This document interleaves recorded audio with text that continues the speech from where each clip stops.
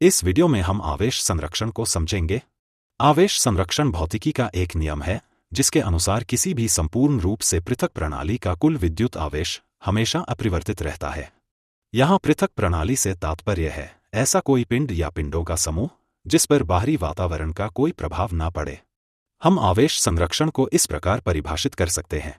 आवेश संरक्षण का नियम यह बताता है कि किसी भी पृथक प्रणाली का कुल आवेश हमेशा अपरिवर्तित रहता है। आइए आवेश संरक्षण को विस्तार से समझते हैं। जैसा कि हम जानते हैं कि जब भी किसी पदार्थ से इलेक्ट्रॉनों का स्थानांतरण होता है तो उस पदार्थ पर धनात्मक आवेश उत्पन्न होता है।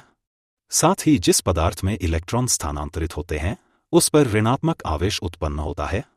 आवेश संरक्षण के अनुसार धनात्मक आवेश का परिमाण ऋणात्मक आवेश के परिमाण के बराबर ही होगा।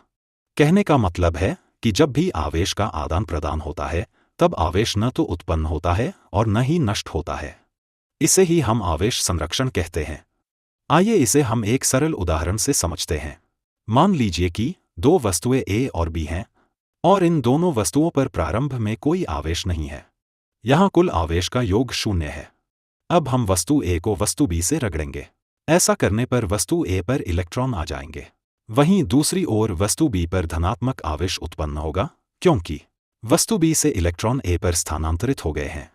ऐसा होने पर हम देखते हैं कि वस्तु A पर ऋणात्मक आवेश और वस्तु B पर धनात्मक आवेश उत्पन्न हुआ है। ये दोनों आवेश परिमाण में समान हैं। अब अगर हम दोनों आवेश का योग करें तो हम पाते हैं कि कुल आवेश का योग अब भी 0 ही है।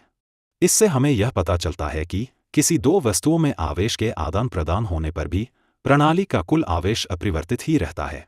इसी को हम आवेश संरक्षण कहते हैं।